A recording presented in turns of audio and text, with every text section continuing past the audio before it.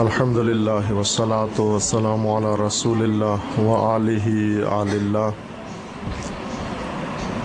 واللعنۃ الدائمۃ علی اعدائہم وأعداء اللہ من یوم عداوتہم الی یوم لقاء اللہ اما بعد فقال اللہ تبارک و تعالی فی کتابہ المجید وفرقانہ الحمید اعوذ باللہ من الشیطان الرجیم بسم اللہ الرحمن الرحیم شہر رمضان الذی انزل فیہ القرآن ھدی للناس وبینات من الھدی والفرقان۔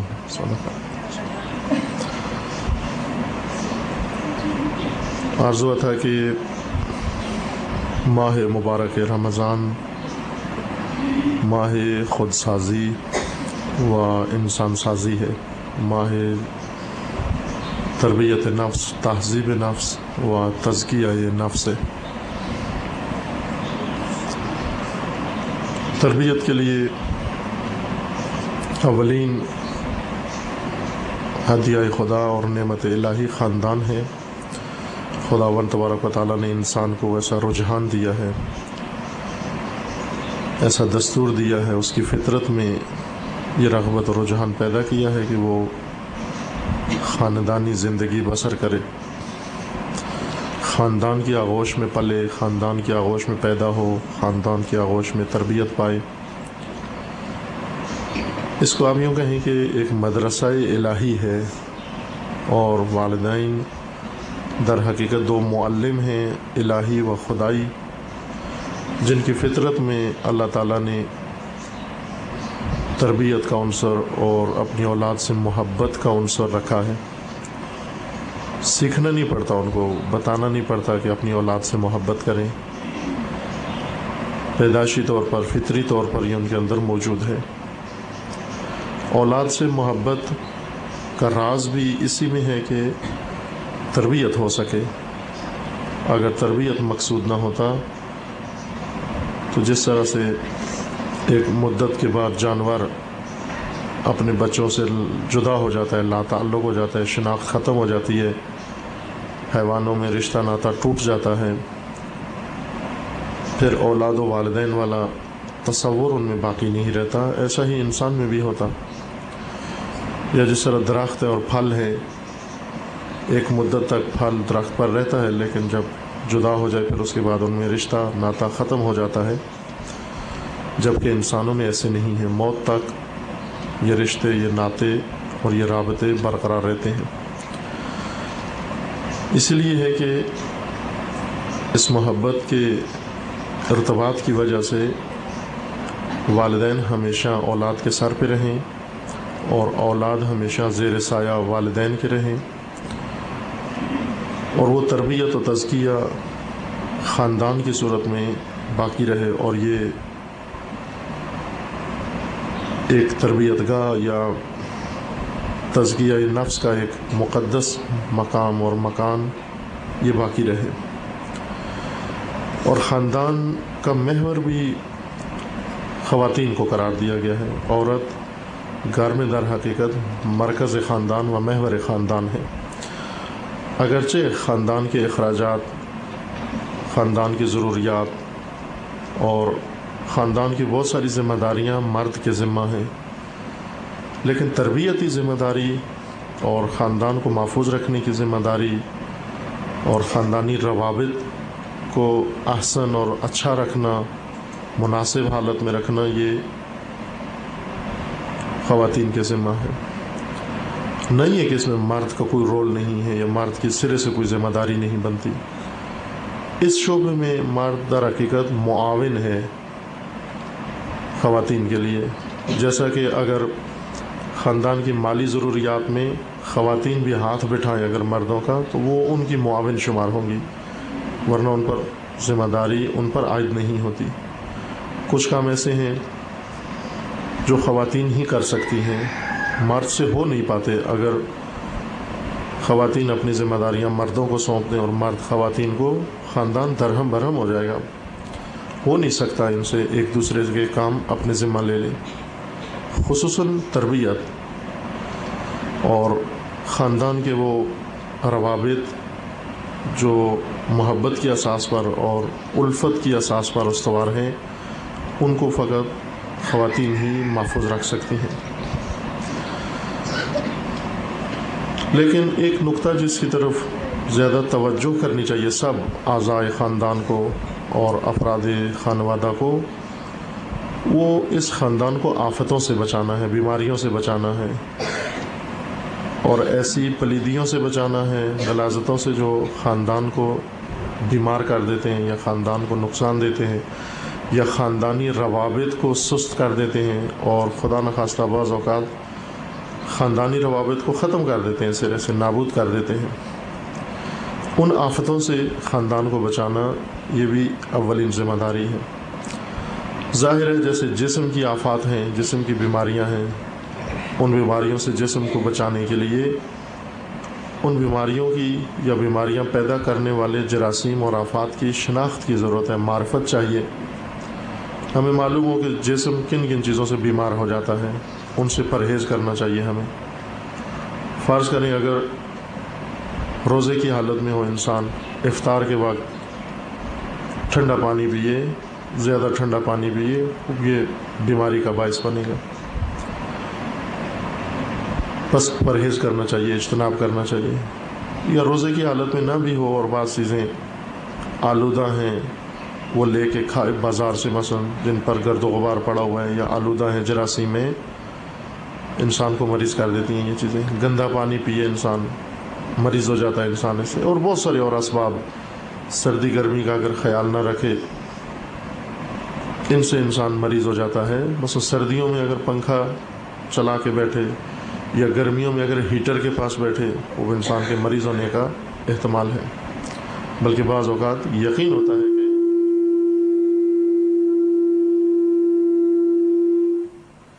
بعض اوقات یقین ہو جاتا ہے کہ انسان مریض ہوگا۔ اسی طرح خاندان بھی ہے، بعض چیزیں ایسی پیدا ہو جاتی ہیں نہ چاہتے ہوئے، یا بعض اوقات غفلت کی وجہ سے، کسی غلطی کی وجہ سے، خطا کی وجہ سے، یا بعض اوقات جان بوجھ کر بعض عمدن خواہشات کی وجہ سے اور بعض اسباب کی بنا پر ایسے حالات پیدا کر دیتے ہیں جو خاندان کے لیے بہت مضر ہیں۔ اور ظاہر ہے خاندان اگر آسودہ نہ ہو، خاندان میں اگر ایک آسائش کا اور آرام کا ماحول نہ ہو، خاندانی روابط جیسے ہونے چاہیے ویسے نہ ہو، نہ اولاد تربیت پا سکتی ہے اور نہ والدین اپنی ذمہ داریاں ادا کر سکتے ہیں۔ ایک بیمار خاندان، ایک آلودہ خاندان، ایک ایسا خاندان جس میں تلخیاں ہوں، جس میں مشکلات ہوں، جس میں زخم زبان ہو، جس میں برائیاں ہوں، خدا نخواستہ کبھی صفات ہوں، اس خاندان سے پل کے باہر نکلنے والے بچے وہ انہی بیماریوں سے آلودہ ہو جاتے ہیں اور باہر معاشرے میں آ کر، سماج میں آ کر پھر سماج کو بھی آلودہ کر دیتے ہیں۔ ایک دو اگر اسے نہ چھیڑا جائے تو مناسب، ایک دو جو آفات تھیں آپ کی خدمت میں بیان ہوئی ہیں۔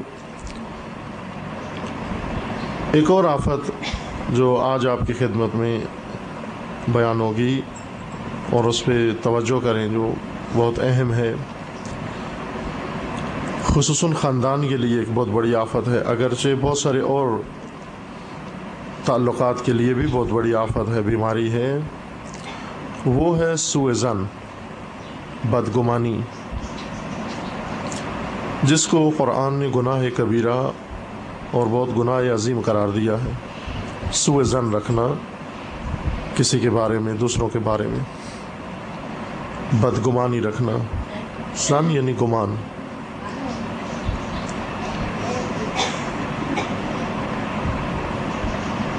بہت سارے آپ نے دیکھے ہوں گے خاندان یا افراد جن میں کوئی مشکل نہیں ہے، واقعاً کوئی عملی مشکل نہیں ہے، سب اچھے لوگ ہیں وہاں پر۔ فرض کریں کہ زوج و زوجہ ہیں یا ان دونوں کا خاندان ہے، ان کے والدین ہیں، سب اچھے لوگ ہیں، غلط لوگ نہیں ہیں، مثبت لوگ ہیں، صفات اچھی ہیں ان کی، عادتیں اچھی ہیں ان کی، دل اچھے ہیں ان کے، اور غلط کام بھی نہیں کرتے کوئی. ایک قصور ہے اور وہ یہ کہ ایک دوسرے کے بارے میں غلط گمان پہ رکھتے ہیں، بدگمانیاں زیادہ کرتے ہیں. یہ ایک بیماری ہے، بعض دلوں کو لاحق ہو جاتی ہے گمان بات رکھنا. گمان بات کا مطلب یہ ہے کہ ہم نے کسی سے کوئی غلطی دیکھی نہیں، کسی سے کوئی چیز سنی نہیں ہے، خود سے بیٹھ کر اس کی ایک ذہنی تصویر اپنے ذہن میں بناتے ہیں. خود ہم بناتے ہیں ایک تصویر، نہیں ہے کہ وہ ہے ایسا. ہم بیٹھ کر ایک ذہنی تصویر بناتے ہیں، اور وہ تصویر بھی بہت غلط بناتے ہیں ہم. جیسے فرض کریں ہمیں کاغذ قلم دیا جائے اور کہا جائے کہ اس کاغذ پر کسی کی تصویر بنائیں آپ. اگر ماہر ہیں تصویر بنانے کے، بعض اوقات اچھی تصویر بنائیں گے کسی کی، یا تصویر بنانا نہیں آتی، یا جانتے ہیں تصویر بنانا لیکن خراب بناتے ہیں، غلط بناتے ہیں. جب تصویر کسی کی غلط بنائیں گے، ظاہر ہے وہ چہرہ ہمارے ہاتھوں سے یا ہمارے قلم سے مخدوش ہو جائے گا. بعض اوقات کیمرے سے انسان اپنی تصویر بناتا ہے یا کسی کی بناتا ہے، اور کسی کو تنگ کرنے کے لیے یا مذاق کرنے کے لیے ان کی غلط تصویر بناتے ہیں، جو انسان دیکھ کر خود پریشان ہوتا ہے، غصے میں آتا ہے کہ میری تصویر ایسے کیوں بنائی آپ نے. یا غلطی سے بن جاتی ہے ہم سے کسی کی غلط تصویر، خصوصاً جو ہاتھوں سے تصویر بنائی جاتی ہے وہ زیادہ امکان ہے اس میں غلطی کا. یہ تو کاغذی تصویر ہے، اگر غلط بن بھی جائے پھاڑ دیں گے ہم، یا اگر غلط بن بھی جائے تو نقصان اتنا نہیں ہوتا انسان کا، اس سے کوئی خرابی پیدا نہیں ہوتی، پھاڑ دیں گے، ایک نئی تصویر اچھی بنا لیں گے. اسی طرح ہم ذہنوں میں بھی ایک دوسرے کے بارے میں تصاویر رکھتے ہیں، تصورات رکھتے ہیں. دوسروں کی شخصیت، دوسروں کا کردار، دوسروں کا کریکٹر، یہ ہمارے ذہنوں میں ہوتا ہے. بعض اوقات جیسا ہے ویسا ہی ہم بناتے ہیں، یعنی جس طرح دیکھا کسی کو اسی طرح ایک تصویر اپنے ذہن میں بھی ہم نے رکھ لی.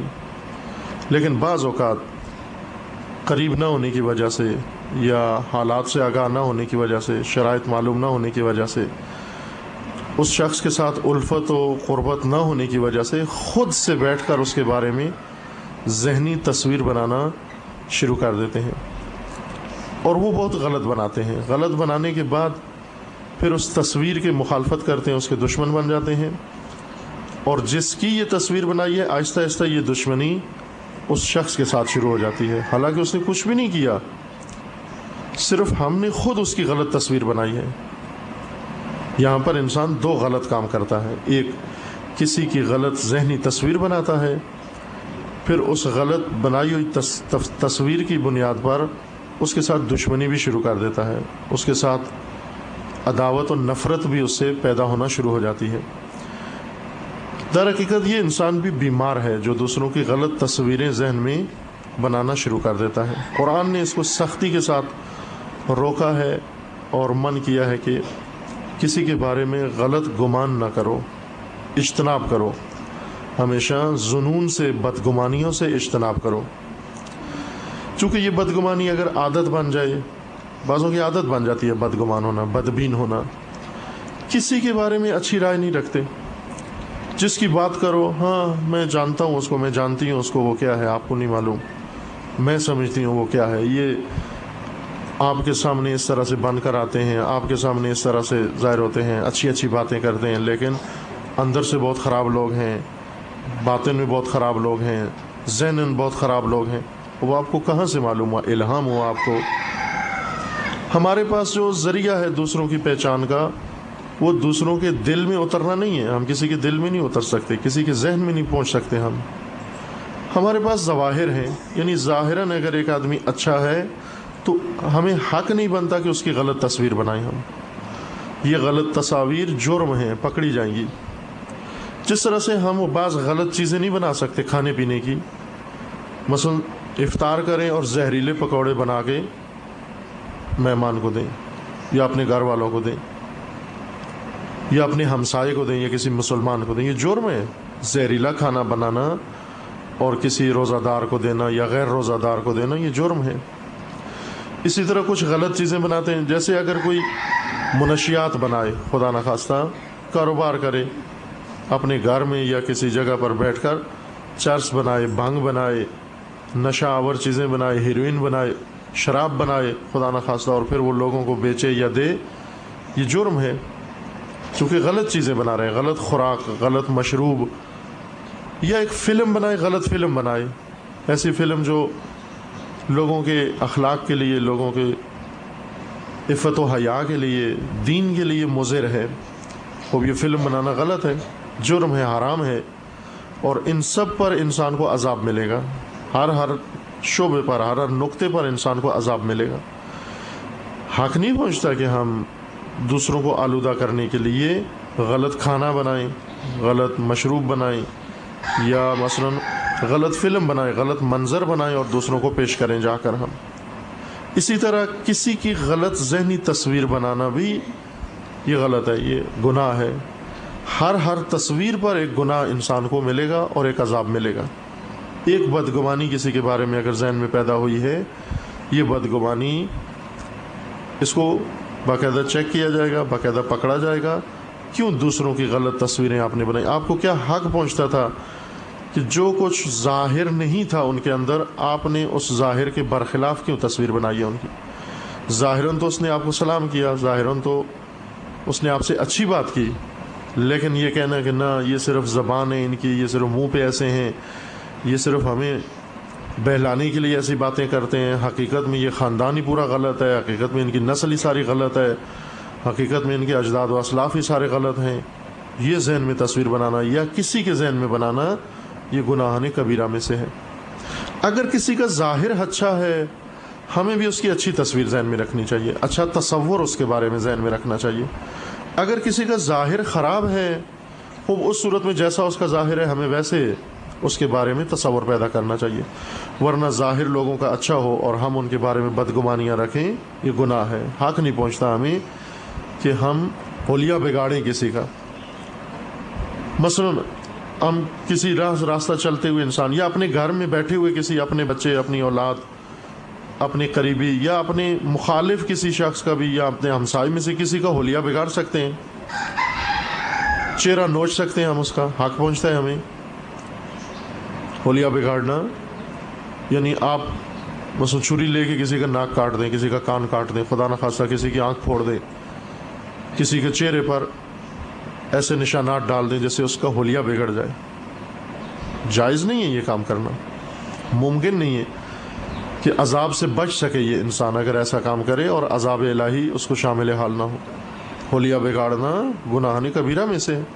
فرق نہیں پڑتا کہ یہ حلیہ ہم ہاتھوں سے بگاڑ دیں، یہ حلیہ ہم خدا نخواستہ مثلا آگ لگا کے کسی کا حلیہ بگاڑ دیں، ناخن سے نوچ کر اس کا حلیہ بگاڑ دیں، یا تیزاب پھینک کر اس کا حلیہ بگاڑ دیں، یا کسی اور شے کی مدد سے کسی کا حلیہ بگاڑ دیں، یہ بھی ناجائز ہے. اور ذہن میں تصور کے ذریعے کسی کا حلیہ بگاڑ دینا، یہ بھی ناجائز ہے. یہ جائز نہیں ہے کہ دوسروں کے بارے میں ایسی تصویر بنائیں کہ ان کا حلیہ بگڑا ہوا ہو. جب اس کا حلیہ اچھا ہے، ظاہراً غلط بات نہیں کر رہا کوئی آدمی، وہ ہم بھی اس کے ذہن میں اچھا تصور قائم کریں. غلط حرکت اس سے سرزاد نہیں ہوتی، ہم بھی اچھا تصور اس کے بارے میں اپنے ذہن میں قائم کریں. یہ وہ چیزیں ہیں بہت معمولی سی ہیں، لیکن انہی معمولی مسائل سے ایک ذہنی تصور ہے. اس میں کوئی، میں نے اس کو کہا کچھ نہیں، زبان سے بھی کچھ نہیں کہا، صرف اپنے ذہن میں اس کے بارے میں ایک غلط تصور قائم کیا ہے. اس سے کیا ہو جاتا ہے؟ اس سے آسمان زمین پر آ جاتا ہے. بھلے آ جاتا ہے، آسمان زمین پر آ جاتا ہے، بلکہ اس سے بھی بڑا فساد ہوتا ہے. اور وہ یہ کہ ایک خاندان اس آپ کے غلط تصور سے نابود ہو سکتا ہے، ویران ہو سکتا ہے. یہ غلط تصور اگر آگے بڑھا، یہ غلط تصور اگر دوسرے تصور کا سبب بنا، یہ غلط تصور اگر آپ کے فیصلے کا سبب بنا، چونکہ ہم فیصلے بھی تو انہی تصورات پر کرتے ہیں، خود ہی تصور بناتے ہیں، خود ہی ان تصورات پر فیصلے کرتے ہیں، پھر خود ہی ان فیصلوں پر عمل کرتے ہیں. یہ غلط گمان بہت تباہی کا باعث بنتا ہے. دوستیاں اسی سے ختم ہو جاتی ہیں، تعلقات اسی سے ختم ہو جاتے ہیں. فرض کریں کہ یہاں پر میں بیٹھا ہوا ہوں، ادھر دو آدمی دوسری طرف بیٹھے ہوئے آپس میں کوئی گفتگو کر رہے ہیں.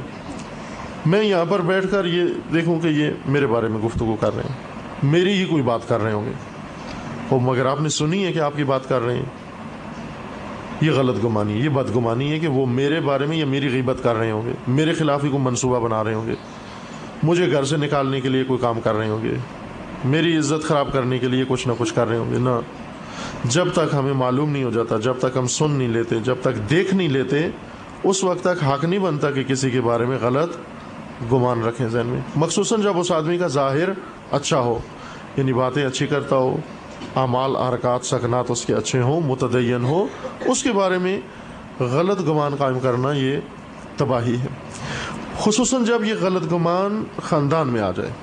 بس خدا نخواستہ ایک زوجہ اپنے شوہر کے بارے میں بدگمان ہو جائے، یا ایک شوہر اپنی زوجہ کے بارے میں بدگمان ہو جائے، یہ بدگمانیاں کئی طرح سے اخلاقی ہو سکتی ہیں اور کئی طرح سے، مثلا فرض کر لیں کہ شوہر کو یہ بدگمانی ہو جائے کہ یہ میرے پیسے اپنے ماں باپ کو دیتی ہے، وہ اگر دیکھ لے یہ کام کرتی ہے پھر تو اس کو جو حکم سنائے سنا سکتا ہے، لیکن جب اس کے پاس کوئی دلیل نہیں ہے، اس نے دیکھا بھی نہیں ہے، صرف اس کو گمان ہو رہا ہے، کیسے ہوتا ہے؟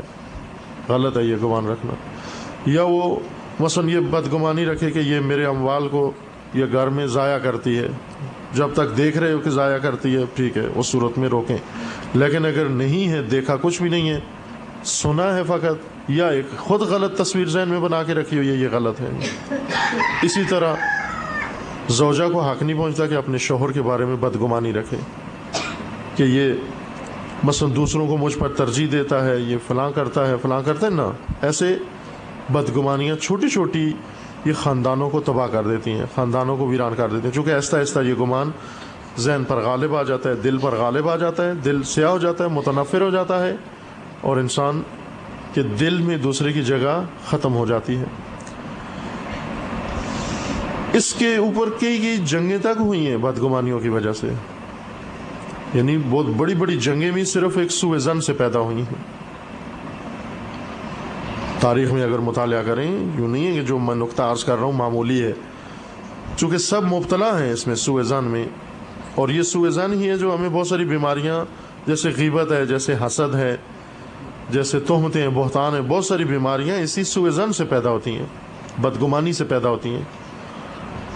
جس طرح مثلا مکھیاں مچھر نالیوں پر پیدا ہوتے ہیں، نالی ایک ایسی غلاظت ہے کہ نہ صرف خود ایک گندگی ہے بلکہ اور گندی چیزیں، گندے حشرات بھی اس میں پیدا ہوتے ہیں۔ سوء ظن ایک ایسی گندی نالی ہے، ایک ایسی گندی صفت ہے انسان میں، اگر بدگمانی کی صفت پیدا ہو، کہ جس میں اور بہت سارے موذی حشرات اور گندے حشرات پیدا ہوتے ہیں جو انسان کو ڈستے ہیں اور دوسروں کو بھی پریشان کرتے ہیں۔ بدگمان انسان کسی کے بارے میں اچھی رائے نہیں رکھتا، کسی کے بارے میں اچھا فیصلہ نہیں کرتا، کسی کے بارے میں اچھی سوچ نہیں ہوتی، کسی کے متعلق خیر نہیں مانگتا، دعا نہیں کرتا، اور پسند نہیں کرتا کہ اس کو کوئی شے نصیب ہو۔ حسد یہیں سے شروع ہو جاتا ہے، ایک چھوٹے سے سوء ظن سے۔ قرآن نے صریح دستور دیا ہے کہ آپ اس جنون سے، بدگمانی سے اجتناب کرو، اجتنبو، پرہیز کرو، سخت پرہیز کرو، کہ ان بعض الظن اسم کبیر، بعض بدگمانیاں بہت بڑے گناہ ہیں، گناہ کبیرہ ہیں۔ یہ خب تربیت کا یہ ایک حصہ ہے کہ ہم اپنی، ظاہر ہے جب والدین بیٹھ کر فلاں نے آج فلاں کے گھر گیا، مثلا جن سے ہمارے تعلقات نہیں ہیں، ہمارے ملنے والے، ہمارے جاننے والے وہاں گئے، یہ کہہ کر ہاں ان کا آنا جانا ان کے ساتھ ہے، وہ وہاں جا کر ہمارے بارے میں باتیں کرتے ہوں گے، وہ یقیناً ہماری ہی کوئی مشکل بیان کرتے ہوں گے، اور اس طرح سے کر کے یہ بچہ بھی والدین سے سن کر آہستہ آہستہ اس کے دل میں بھی بدگمانیاں پیدا ہونا شروع ہو جاتی ہیں۔ یہ بری صفت اگر خدا نخواستہ کسی بچے میں پیدا ہو جائے کہ بدگمان ہو جائے، سوء ظن دوسروں کے بارے میں پیدا کرے، یہ بچہ بھی آہستہ آہستہ ایک منفی شخصیت اس کی بننا شروع ہو جاتی ہے، بدبینی شروع ہو جاتی ہے۔ یعنی میں اس کو یوں کہوں، سوء ظن ایک اینک ہے۔ آپ بچوں کے لیے دیکھتے ہیں کہ بچے رنگین اینکیں خرید کے کھیلتے ہیں بسا اوقات عید کے موقعوں پر، یا بڑے ہیں مثلا دھوپ سے بچنے کے لیے کالی اینکیں چڑھا لیتے ہیں۔ اگر آپ اینک اتار کے دیکھیں، آپ کو باہر کا ماحول کچھ اور نظر آئے گا، مثلا دھوپ نظر آئے گی، روشنی نظر آئے گی، نورانی نظر آئیں گی چیزیں، لیکن اگر آپ کالی اینک، دھوپ کی اینک چڑھا کر دیکھیں، ہر چیز ہمیں سیاہ نظر آئے گی۔ اب آپ بتائیں کہ یہ واقعاً اشیاء سیاہ ہیں یا ہماری اینک سیاہ ہے؟ مثلا سیاہ اینک چڑھا کر جب ہم دیکھیں باہر کسی چیز کو، ہر چیز کالی نظر آتی ہے، سیاہ نظر آتی ہے۔ اب ہم یہ حکم فیصلہ شروع کر دیں کہ یا تو سارا گھر سیاہ ہو گیا، ساری دنیا سیاہ ہو گئی، کالی ہو گئی، جو سفید کپڑے لے کر آئے تھے وہ بھی سیاہ ہو گئے۔ اب چونکہ کالی اینک سے سفید کپڑے دیکھ رہے تھے، سیاہ نظر آتے ہیں، محرم آیا، آپ نے کالی اینک چڑھائی، اور عزا کے لیے آپ نے کالے کپڑے پہننا تھے، کالی اینک چڑھا کے سفید لباس پہن لیں، کیونکہ آپ کو اس اینک میں یہ لباس سیاہ نظر آ رہا ہے، اور آپ کہیں کہ میں نے سیاہ لباس پہنا ہوا ہے، یہ پہن کر باہر جائیں۔ لوگ تو قبول نہیں کریں گے آپ سے، چونکہ حقیقتاً آپ نے سفید لباس پہنا ہوا ہے، لیکن آپ کو یہ کالا نظر آ رہا ہے، اس کالی اینک کی وجہ سے سیاہ نظر آ رہا ہے۔ آسان حال کیا ہے پھر؟ حال یہ نہیں ہے کہ نیا سوٹ خرید کر لائیں، حال یہ نہیں ہے کہ اسی کپڑے کو رنگ کرائیں آپ، حال یہ ہے کہ اپنی اینک اتار دیں، اینک اتار کے دیکھیں، اصلی آنکھ سے دیکھیں، جو چیز آپ کو کالی نظر آ رہی ہے وہ سفید ہے۔ اسی طرح بہت سارے اچھے لوگ ہمیں غلط نظر آتے ہیں، ہماری اینک غلط ہے، انہیں دیکھتے غلط اینک سے ہیں ہم۔ آپ ایک سفید اینک لگا کے دیکھیں، اچھی اینک لگا کے دیکھیں، حسن ظن کی اینک لگا کے دیکھیں، سب لوگ آپ کو اچھے نظر آئیں گے، سب لوگ آپ کو بہترین نظر آئیں گے۔ بہت کم لوگ ہیں جو تینتاً خراب ہیں، جن کے نفس میں خباثت ہے، جن کے نفس میں رذالت ہے، پستی ہے، بہت کم لوگ ایسے ہیں۔ بھلے جاہل ہیں اکثر، یہ میں مانتا ہوں، جہالت زیادہ ہے، پڑھے لکھوں میں بھی جہالت زیادہ ہے، ان پڑھوں میں بھی جہالت زیادہ ہے۔ جہالت سے مراد یعنی بے شعوری، شعور کم ہے، معرفت کم ہے، لیکن یوں نہیں ہے کہ معرفت نہ ہونے کا مطلب یہ ہے کہ یہ لوگ بھی برے ہیں۔ جو بسا ایک آدمی جاہل ہے، اسے نہیں معلوم کہ مجھے یہ کیا کرنا ہے، کھانا ہے نہیں کھانا۔ فرض کریں ایک آدمی روزے کے احکام نہیں پتہ، جاہل آدمی ہے، لیکن برا آدمی نہیں ہے، جہالت کی وجہ سے شاید روزہ کھا رہا ہے، اگر اسے بتا دیا جائے روزہ واجب ہے وہ چھوڑ دے گا۔ یا فرض کر لیں ایک آدمی ہے، نہ جاننے کی وجہ سے غلطی اس سے ہو رہی ہے، یہ جاہل ہے، برا نہیں ہے۔ ہم کبھی بھی کسی سے جاہلانہ کام دیکھ کر اس کے بارے میں یہ رائے قائم نہ کریں کہ یہ برا آدمی ہے۔ فرض کریں گھر میں ایک خاتون ہے، جہالت کی وجہ سے، نہ جاننے کی وجہ سے اس سے غلطی ہوتی ہے، یا نہ جاننے کی وجہ سے ایک بات کرنے کا اس کو طریقہ نہیں آتا، فرض کریں کس انداز سے بات کرے، جہالت کی وجہ سے، نہ جاننے کی وجہ سے اس نے یہ بات کی ہے۔ نہ جاننے سے اس کا مطلب یہ ہے کہ بری بھی ہے اندر، یعنی آپ کے بارے میں اس کے دل میں کوئی نفرت بھی ہے، نہ، یہ غلطی ہوئی ہے نہ جاننے کی وجہ سے۔ فرض کر لیں کہ آپ بھی وہاں موجود ہیں، وہ بھی وہاں موجود ہیں، انہوں نے آپ کی طرف نگاہ نہیں کی، آپ کو سلام نہیں کیا، دیکھا نہیں، آپ کے حال نہیں پوچھا، خوب اس کا مطلب یہ نہیں ہے برا آدمی ہے، شاید اسے پہچانا نہیں ہے مجھے، یعنی جاہل ہے، معرفت نہیں ہے۔ اگر وہ پہچان لے وہاں پر، وہ اتنا برا آدمی نہیں ہے کہ حال حوال بھی نہ پوچھے، سلام بھی نہ کرے مجھے۔ یہ ہم قبول کریں کہ اکثر افراد جاہل ہیں، لیکن اکثر افراد برے نہیں ہیں، یہی جو جاہل ہیں برے نہیں ہیں۔ ان کی جہالت کو دور کر دیں، برطرف کر دیں، معرفت آ جائے، شعور آ جائے ان کے اندر، آپ دیکھیں کتنے اچھے لوگ ہیں، یہ بہترین لوگ ہیں۔ بس ہم جلدی فیصلے نہ کریں کہ ان کے بارے میں کہ یہ برے لوگ ہیں، ذاتاً برے لوگ ہیں، اور کبھی بھی ہمارے پاس نہ آئیں یا ہم ان کے پاس نہ آئیں یا کوئی ہمارا ان کے ساتھ تعلق نہ ہو۔ ایک جھگڑا جو عرض کیا تھا کہ ایک ازلی جنگ خاندانوں میں جو شروع ہو جاتی ہے، البتہ ہر جگہ نہیں ہے، شاید ہماری سرزمین پر ایسے زیادہ ہے، ساس بہو کا جھگڑا ہے۔ یہی ساس جو جا کر بہو خود انتخاب کرتی ہے، جب بیٹے کو بیاہتی ہے، شادی کروانا چاہتی ہے، اس کی شوق بھی سارا اسی کو ہوتا ہے، بیٹے کا روزگار بھی نہیں ہے، کچھ بھی نہیں ہے، لیکن ماں کو شوق ہے کہ یہ اس کی شادی کرے۔ پھر شادی کے لیے بھی خود جاتی ہے، جا کر انتخاب کرے گی، 20 لڑکیاں دیکھے گی، پھر ایک کو انتخاب کرے گی۔ پھر لڑکا راضی بھی نہیں ہوتا، 1000 دلیلیں دے کر اس کو راضی بھی کرتی ہے، اس کو اکساتی بھی ہے، اس کو مجبور کرتی ہے، اور پھر اس کی شادی میں خوش ہوتی ہے، ساری دنیا کو بلاتی ہے اور لوگوں کو بھی کہتی ہے یہ میری خوشی ہے، اور بلکہ مرنے سے پہلے آرزو یہ ہوتی ہے کہ موت سے پہلے پہلے بیٹے کی شادی دیکھ لوں مثلا. خوب ہو گئی، اب یہ خود تھکی ہے، خود گئی ہے، خود انتخاب کیا ہے، گھر میں لے کر آئی ہے. پہلے دن اس کے ناز نخرے سارے برداشت کیے ہیں، اس کو کیا کیا وعدے دیے ہیں، اس کو کیا کیا مثلا سنائی باتیں. لیکن آپ دیکھیں دوسرے تیسرے دن سے یا کچھ مہینوں کے بعد آہستہ آہستہ آہستہ آہستہ یہ روابط دشمنی میں بدل جاتے ہیں. اب وہی جو کسی زمانے میں مثلا بیٹے کو جب قائل کر رہی تھی یہ ماں کہ یہ بہت اچھی لڑکی ہے، اسے شادی کر لو، اس وقت یہ حور تھی مثلا، یہ بہت اچھی تھی، اس سے بہتر لڑکی اصل دنیا میں موجود نہیں ہے. لیکن 6 مہینے بعد چڑیل ہو جاتی ہے، یہ چڑیل ہے، یہ فلاں ہے، اس کو پتہ نہیں کیسے لے آئیے، کہاں سے آ گئی، ہمارے خاندان میں ٹپک پڑی، اس کو خدا نے کیوں ہمارے لیے رکھا ہوا تھا. اب بیٹے کو اکساتی ہے کہ اس کو نکالو گھر سے، اس کو طلاق دو، اس کو ختم کرو. اور کیوں ہو گیا یہ بات؟ کیا ہوا؟ اس نے کیا کیا؟ کچھ بھی نہیں کیا، صرف ایک سوء ظن پیدا ہوا ہے، بدگمانی پیدا ہوئی ہے.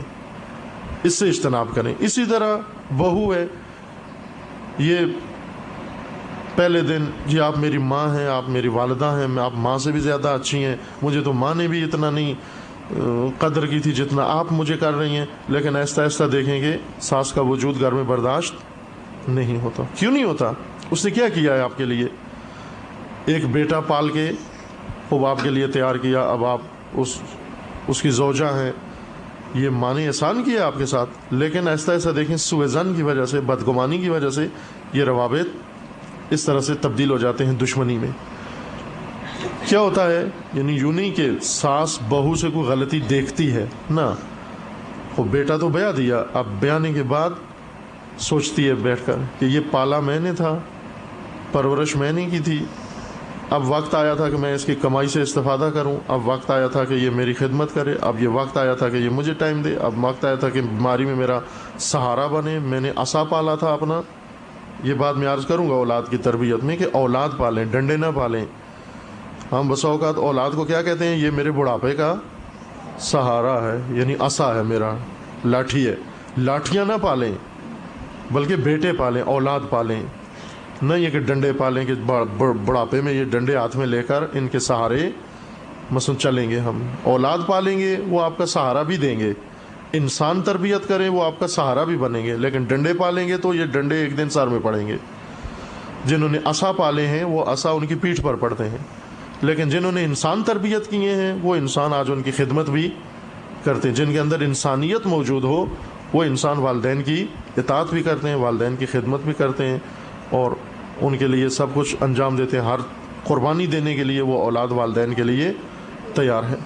یہ ماں بیٹھ کر کہتی ہے یہ تو میں نے اپنا عصا پالا تھا، یہ تو میں نے اپنے لیے ایک سہارا پالا تھا، اب یہ لڑکی آئی اور آ کر اس نے مجھ سے میرا سہارا چھین لیا. اب بیٹا، یہ پتہ نہیں میرے بیٹے کے ذہن میں کیا پڑتی ہوگی، شاید یہ بیٹے کو کہتی ہوگی کہ ماں کو چھوڑ دو.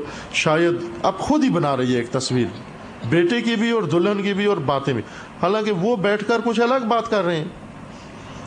وہ بیٹھ کر شاید یہ باتیں کر رہے ہوں آپس میں. ہوتا ہے اکثر، شاید بیٹا اپنی زوجہ کو سمجھا رہا ہو کہ میری ماں کا عزت کرنا، میری ماں کا خیال رکھنا، میری ماں بہت تھکی ہے میرے ساتھ، میری ماں نے زحمت کی ہے، آپ بھی احترام کرنا، میں بھی آپ کی ماں کا احترام کروں گا. شاید وہ یہ باتیں کر رہے ہوں گے. لیکن یہ ادھر بڑھیا بیٹھ کر یہ سوچ رہی ہے کہ نہ، یہ میرے بارے میں کوئی منصوبہ دونوں بنا رہے ہیں، یہ میرے بیٹے کو مجھ سے دور کر رہی ہے. اچھا، میرے بیٹے کو مجھ سے دور کر دیا، ابھی میں صبح سبق سکھاتی ہوں اس کو. پوچھا نہیں اس سے کہ کیا کر رہی ہے، بیٹے سے نہیں پوچھا کہ کیا ہو رہا ہے، خود ہی ایک تصویر بنائی، خود ہی کہا کہ ابھی کمرے میں بیٹھ کر یہ باتیں کر رہے ہوں گے، ابھی یہ منصوبہ بنا رہے ہوں گے. یہ بنا رہے ہوں گے کا مطلب یہ کہ بنا لیا انہوں نے. بنا لینے کا مطلب یہ ہے کہ اب وہ اس منصوبے پر عمل بھی کر رہے ہیں. مثلا فرض کر لیں کہ وہ تھوڑی دیر سے جاگی، چائے دیر سے دی، پانی دیر سے دیا، ہاں دیکھا میں نے کہا تھا نا رات کو یہ بیٹھ کر انہوں نے یہ مشورہ کیا ہے کہ ہم آئندہ اس کو کھانا پینا نہیں دیں گے. بس اس کا مطلب یہ ہے کہ انہوں نے یہ جنگ اپنے ساتھ ہے. بیمار آدمی ہمیشہ اپنے ساتھ لڑتا ہے. ایک بیماری ہے بہت ہی خطرناک بیماری کہ خدا کوئی بیماری نہ لگائے کسی مومن مومنہ کو، لیکن ایک بیماری بہت خطرناک ہے. وہ انسان کو نہ صرف بیماری ہے، تکلیف پہنچاتی ہے، درد، بلکہ رسوا بھی کر دیتی ہے. وہ بیماری عزت بھی انسان کی ختم ہو جاتی ہے. وہ ہے خارش. اگر انسان کو خدا نخواستہ بیماری خارش کی شروع ہو جائے ساتھ آبرو بھی چلی جاتی ہے. خارش زدہ آدمی آپ نے دیکھا ہوگا کہ وہ اپنے کو نوچ رہا ہوتا ہے. خارش ایک ایسی بیماری ہے کہ خارش کرنے میں بھی لذت محسوس ہوتی ہے آدمی کو. خون نکل آئے لیکن پھر بھی ناخن لے کر، جب ناخن بھی تھک جائے پھر کوئی چھڑی لے کر خارش کرتا ہے، وہ ختم ہو جائے پھر کوئی چھری لے کر مثلاً، کوئی اور چمچہ لے کر مثلاً خارش کرنا شروع کر دے گا، اور اپنے بدن کا خون نکال رہا ہے. دوسرے روکتے ہیں نہ کرو یہ کام، لیکن وہ اپنے بدن کو نوچتا ہے، خارش کرتا ہے، خون نکلتا ہے، اس کو آرام محسوس ہوتا ہے. خارش کی بیماری میں انسان اپنے بدن کو نوچتا ہے، آرام محسوس کرتا ہے. خوب یہ بیماریاں جسمانی ہیں، خدا نہ کرے کسی کو یہ بیماری لگ جائے، لیکن یہ بیماری بسا اوقات نفس کو لگ جاتی ہے کہ انسان اپنے ساتھ جنگ شروع کر دیتا ہے. جو آدمی سوء ظن کا شکار ہو یہ کسی کے ساتھ نہیں لڑ رہا ہوتا، یہ فقط اپنے خلاف لڑ رہا ہوتا ہے. یعنی اپنے ذہن میں تصویریں بناتا ہے غلط، پھر ان غلط تصویروں کے خلاف جنگ شروع کر دیتا ہے، ان تصویروں کا دشمن ہو جاتا ہے اور ان تصویروں کو اپنا حریف سمجھتا ہے، رقیب سمجھتا ہے. ان تصویروں کو شکست دینے کے لیے پھر سارے منصوبے بنانا شروع کر دیتا ہے. یہ مردوں میں بھی ہے یہ بیماری اور عورتوں میں بھی ہے. اکثر خاندانی تلخیاں، خاندانی دوریاں اور خاندانوں کے مسائل سوء ظن سے شروع ہوئے. اگر میں کہوں کہ 90% مسائل حقیقی نہیں ہوتے، اصل کوئی بات ہی نہیں ہوتی بیچ میں، فقط ایک سوء ظن ہوتا ہے، فقط ایک بدگمانی اور ایک غلط فہمی ہوتی ہے جو دور کی جا سکتی تھی، لیکن بدگمانی آگے بڑھتی گئی اور خاندانوں کے درمیان دوری پیدا ہو گئی ہے. حق نہیں پہنچتا کہ ہم بیٹھ کر دوسروں کے بارے میں سوء ظن کریں. حتیٰ یہ بات صرف خاندان کے لیے، چونکہ اب موضوع ہمارا خاندان اور تربیت گاہ ہے، خاندان کے بارے میں عرض کیا ہے، ورنہ مومنین کے بارے میں بھی سوء ظن نہیں کر سکتے. عام مومنین مومنات کے بارے میں سوء ظن نہیں کیا جا سکتا. بدگمانی رکھنے والا انسان اچھا انسان نہیں ہوتا، یعنی در حقیقت خود ایک مریض انسان ہوتا ہے. ایک سیاہ عینک، ایک سیاہ ذہن اس کا بن گیا ہے اور یہ اسی غلط ذہنیت سے دوسروں کو دیکھتا ہے، یعنی خود غلط ہے اور یہ غلطی دوسروں کی طرف نسبت دیتا ہے. دوسروں میں کوئی غلطی نہیں ہوتی، یہ غلط ہے. بعض اوقات تہمتیں لگاتے ہیں. حتیٰ قرآن مجید نے یہاں تک واقعہ ذکر کیا کہ بعد ایسے بدگمان و سوء ظن رکھنے والے لوگ وہ نبی اکرم صلی اللہ علیہ وآلہ وسلم کے بارے میں بھی سوء ظن رکھتے تھے.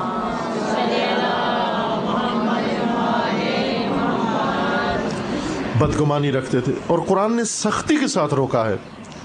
یہی معروف واقعہ زوجہ رسول اللہ کی متعدد ازواج تھیں، لیکن ان میں سے بعض بہت مشہور ہیں، جیسے یہی معروف زوجہ رسول جو امیر المومنین کے لیے کوئی زیادہ اچھی نیت نہیں رکھتی تھی. بائیں کہ ان کا سلوک رویہ رسول اللہ کے ساتھ بھی مناسب نہیں تھا، گھر میں بھی مناسب نہیں تھا، اہل بیت کے ساتھ بھی مناسب رویہ نہیں تھا ان کا. اس کے باوجود بھی ایک واقعے میں، وہی واقعہ افک جو قرآن میں آیا ہے، بعض لوگوں نے رسول اللہ کو بدنام کرنے کے لیے تہمت لگائی اسی زوجہ رسول پر. قرآن نے سختی سے روکا کر من کیا ان لوگوں کو کہ جائز نہیں ہے آپ کے لیے اس قسم کی بدگمانی ذہن میں پیدا کرنا اور اس بدگمانی کو نسبت دینا زوجہ رسول کی طرف. اس کو گناہ کبیرہ قرار دیا ہے اور سختی سے ڈانٹ پلائی ان لوگوں کو کہ جو یہ بدگمانی کرتے ہیں. پس دیکھیں بسا اوقات بدگمان لوگ، بدبین لوگ اس قدر بدبین ہو جاتے ہیں کہ نہ صرف اپنے خاندان کے بارے میں، اپنے قریبیوں کے بارے میں، اپنے رشتہ داروں کے بارے میں، بلکہ مومنین کے بارے میں، معاشرے کے بارے میں، اچھے لوگوں کے بارے میں اور حتیٰ بسا اوقات معصومین کے بارے میں بھی بدگمان ہو جاتے ہیں. حتیٰ قرآن نے بدگمانی کی ایک اور حالت کو ذکر کیا جو بہت ہی خطرناک حد تک پہنچ جاتی ہے، اور وہ ہے کہ ذات خدا کے متعلق بدگمانی کو کرے، اللہ تعالیٰ کے اوپر سوء ظن کرے. قرآن نے سختی سے نہی کی ہے بعضوں کو کہ لا تظنوا باللہ ظن الجاہلیہ، اللہ کے بارے میں بدگمانی نہ رکھو. مگر ہو سکتا ہے کہ خدا کے بارے میں بھی انسان کو سوء ظن ہو، خداوند تعالیٰ کے بارے میں انسان کو بدگمانی ہو. کرتے ہیں لوگ، بدگمان لوگ ہیں. مثلاً یہ لوگ جو اس قسم کا گمان رکھتے ہیں کہ خدا ہمیں بھول ہی گیا ہے، پتہ نہیں ہمیں یاد بھی ہیں خدا کو یا نہیں. یہ سوء ظن ہے اللہ کے اوپر. یا خدا نے ہمیں چھوڑ دیا ہے، اپنے حال پر چھوڑ دیا ہے، یہ سوء ظن ہے اللہ تعالیٰ پر۔ خدا نے مثلا اپنی رحمتیں روک لی ہیں ہم سے، یہ سوء ظن ہے ذات خداوند تبارک و تعالیٰ پر۔ پتہ نہیں خدا یہ کام ہمارا انجام دے گا یا نہیں دے گا، پتہ نہیں یہ ہماری مشکل حل ہوگی یا نہیں ہوگی، نہ، یہ سوء ظن ہے ذات خدا پر۔ ہمیشہ ذات خدا کے بارے میں حسن ظن رکھو، ظن خوب، گمان خوب رکھو خداوند تبارک و تعالیٰ کے بارے میں۔ چونکہ جب بیماری بڑھ جاتی ہے انسان میں، خاندان سے شروع ہوتی ہے، اپنے ارد گرد کے لوگوں سے شروع ہوتی ہے، بڑھتے بڑھتے مومنین تک، بڑھتے بڑھتے معصومین تک، و بڑھتے بڑھتے ذات خدا تک، ایک بیمار آدمی ہے، پاگل ہو جاتا ہے۔ بہت سارے ایسی حالتیں، نفسانی بیماریاں اسی سوء ظن کی وجہ سے پیدا ہوتی ہیں۔ نفسانی بیماریاں جسمانی بیماریوں سے زیادہ خطرناک ہیں، یعنی دل میں رہ کے یہ چیزیں گرہ بن جاتی ہے، پھر یہ گرہ ایک دن یہ لاوا پک کے پھٹتا ہے اور پاگل پنے کے نزدیک پہنچ جاتا ہے، پاگلوں جیسی حالت انسان کی بننا شروع ہو جاتی ہے۔ اس بارے میں بہت سارے واقعات بھی ہیں، کچھ مومنین کے بارے میں، کچھ علماء کے بارے میں، کچھ دوسروں کے بارے میں، کہ سوء ظن رکھتے تھے لوگ اور اس سوء ظن کا نتیجہ کیا نکلا ان کے لیے، حالانکہ اندر کوئی ایسی بات موجود نہیں تھی۔ خواب ایک چیز جو سوء ظن جس سے بہت بڑھتا ہے وہ یہ ہے کہ خواب دیکھا، خواب میں ہم نے دیکھا کہ ایک بلی جا رہی تھی، صبح اٹھ کے یہ بلی کون تھی؟ یہ بلی اتمن ہمسائے والی عورت تھی، یہ بلی وہ یہ کر رہی تھی، اس بلی نے یہ کرنا ہے، یہ عورت ایسے فلاں ہے۔ وہ خود سے من گڑت ایک خواب دیکھ کر، پھر اس خواب کو من گڑت تعبیر کر کے، اس کی تفسیر کر کے، پھر اس کو کسی خاندان پر فٹ کر کے کہ یہ حتماً وہ آدمی تھا، پھر اس کے بارے میں سوء ظن۔ خوابیں جو دیکھتے ہیں ہم، کوئی حیثیت نہیں ہے ان خوابوں کی، کبھی بھی ان خوابوں کو اتنی اعتنا نہ کریں۔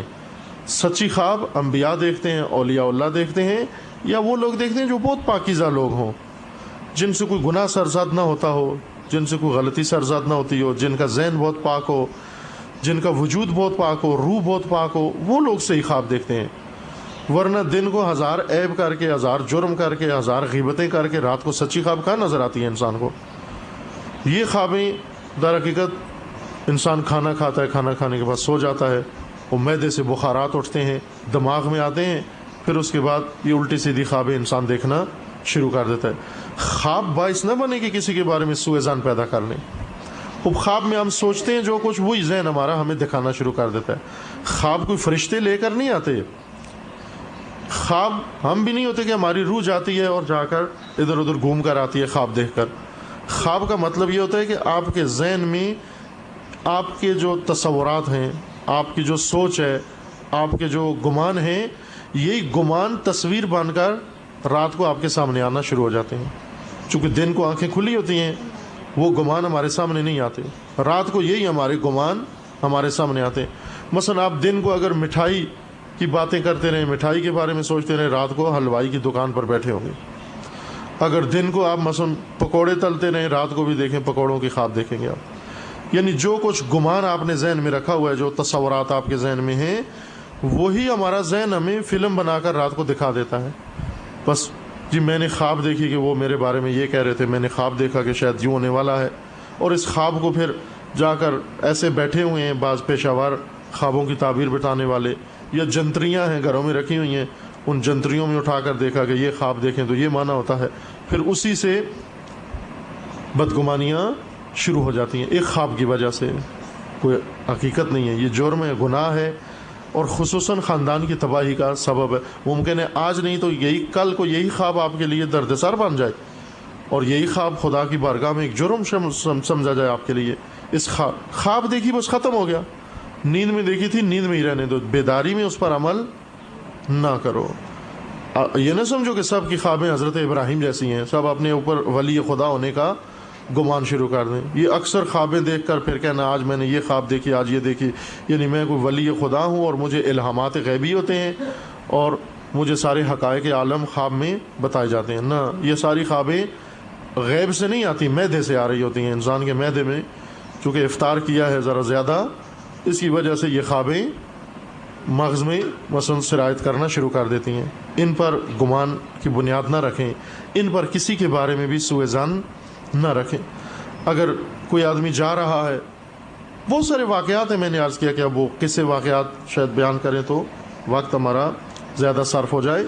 بہت سارے واقعات ہیں جس میں سوء ظن کرنے والوں کو ائمہ معصومین نے روکا ٹوکا کہ آپ بدگمان ہو دوسروں کے بارے میں، اپنی بدگمانی دور کر دو.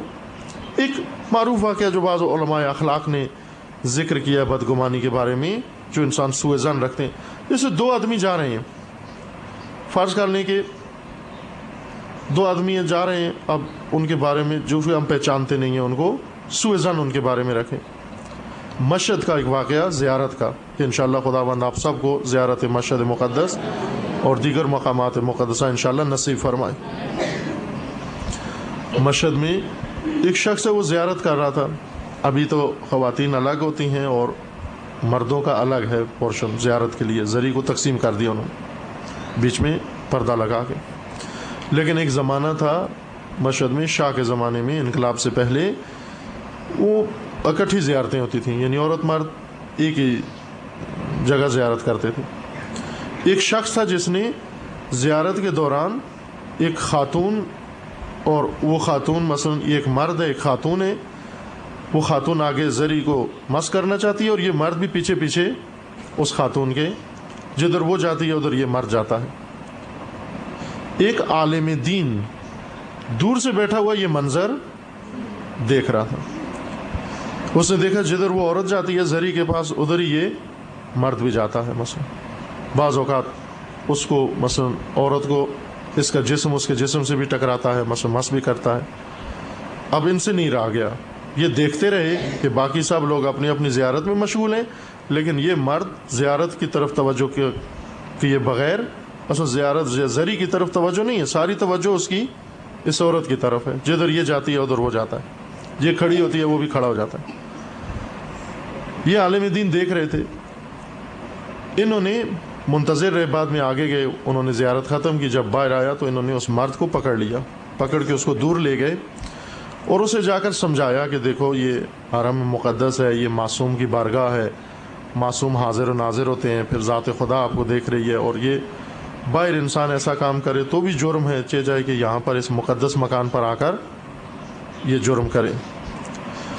تو انہوں نے کہا کہ آپ مجھے بتائیں کہ میں نے کیا کیا. کہا کہ میں دیکھ رہا ہوں کہ جس وقت سے تم زیارت کے لیے آئے ہو تم اس خاتون کے پیچھے ہو، جدھر یہ جاتی ہے تم وہاں جاتے ہو، یہ زری کے پاس جاتی ہے تم بھی پیچھے جاتے ہو، یہ چلتی ہے تم چل پڑتے ہو، یہ رکتی ہے تم رک پڑتے ہو، اور بعض اوقات تم اپنا جسم اس کے جسم کے قریب کر دیتے ہو، مس کرتے ہو، اپنا جسم ٹکراتا ہے آپ کا جسم اس کے جسم سے.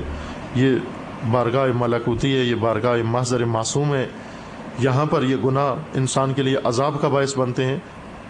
غرض یہ کہ انہوں نے نصیحت کی، موعظہ کیا. یہ دیکھا یہ منظر تو انہوں نے کہا کہ ایسا کام نہ کرو، تمہاری اپنی بھی ناموس ہے، تمہاری بہو بیٹیاں ہیں، یہ کام نہ کرو تم. تو انہوں نے کہا کہ دیکھیے مولانا کہ یہاں پر آپ مجھے نصیحت کر رہے ہیں، درحالی کہ آپ زیادہ نصیحت کے محتاج ہیں، کہ یہ عورت میری بیوی ہے، میں اس کو زیارت کے لیے لایا ہوں، چونکہ یہاں اجنبی مرد ہیں، عورتیں مرد اکٹھی زیارت کر رہے ہیں، میں اس لیے اس کے ساتھ ساتھ ہوں کہ اس کا جسم کسی اجنبی مرد سے نہ ٹکرائے یا کوئی اجنبی مرد اس کے قریب نہ آئے. میں اس لیے جدھر یہ جاتی ہے اس کے ساتھ ہوں تاکہ میں اس کو ایک مثلا پناہ دوں، تاکہ میں اس کو ایک حفاظت بناؤں اس کے لیے، تاکہ آسودگی سے اپنی زیارت کر سکے یہ، اور اس کو کھٹکا نہ ہو کہ میں ممکن زری کو ہاتھ لگاؤں، کوئی اجنبی مرد آ کر میرے جسم سے مس ہو جائے. مثلا یہ میری زوجہ ہے، شرعی اور قانونی زوجہ ہے میری، میں اس کو زیارت کرانے خود لایا ہوں، اور میں اس کو پہلے زیارت کرا کے بعد میں خود زیارت کرنا چاہتا تھا. تو اب آپ دیکھو کہ جرم کس نے کیا ہے، آیا میں نے جرم کیا ہے یا آپ نے جرم کیا ہے؟ اب وہ عالم دین تھے، تسلیم کیا انہوں نے کہ میں نے جرم کیا ہے. کیا جرم تھا؟ سوء ظن، بدگمانی. جب دو آدمی دیکھے ہیں کہ وہ اس طرح سے مثلا زری کے پاس کھڑے ہوئے ہیں، ظاہر مومن ہے، زری کے پاس تو فاسق فاجر لوگ نہیں آتے، مومنین آتے. میں نے کہا نا کہ جاہل ہوں گے بے شک، زریوں کے پاس جاہل لوگ جاتے ہیں، حرم معصوم میں جہلا چلے جاتے ہیں، لیکن برے لوگ نہیں ہوتے. یہ جاہل بھی بہت اچھے لوگ ہوتے ہیں، دل بہت اچھا ہوتا ہے ان لوگوں کا، صرف جانتے نہیں ہیں بعض مسائل کو. اگر یہ غلط لوگ ہوتے، برے لوگ ہوتے، خبیث لوگ ہوتے، کیوں آتے اس حرم مقدس میں؟ کیوں آتے؟ یہی کہ حرم میں آیا ہے پس اس کا مطلب ہے اچھا آدمی ہے، زری کے قریب آ کر یہ کام کر رہا ہے پس اس کا مطلب ہے کہ یہ گناہ نہیں کر رہا، یہ اچھا آدمی ہے، سوء ظن نہیں رکھنا چاہیے تھا، حسن ظن رکھنا چاہیے تھا۔ یعنی جو ہی اس نے دیکھا، اس عالم نے یہ منظر، اسے یہ سمجھنا چاہیے تھا یا اس کی والدہ ہوگی، یا اس کی بیٹی ہوگی، یا اس کی بہن ہوگی، یا اس کی بیوی ہوگی، کوئی محرم ہوگی جس کو زیارت کرانا چاہتا ہے۔ فوراً ذہن میں کیوں آیا کہ یہ کوئی اجنبی عورت ہے، یہ اجنبی مرد ہے، اور یہ کوئی غلط نیت لے کر اس کے پیچھے جا رہا ہے؟ یہاں نہ وہ عورت غلط تھی، نہ یہ مرد غلط تھا، بلکہ ان مولانا کا ذہن غلط تھا، اینک غلط لگائی ہوئی تھی۔ جب اینک غلط ہو جائے، زری کے پاس بھی لوگوں کو غلط دیکھتا ہے، سیاہ دیکھتا ہے۔ لوگوں کے اب زری جا کر مس کرنا اور معصوم کی زیارت کرنا عبادت ہے۔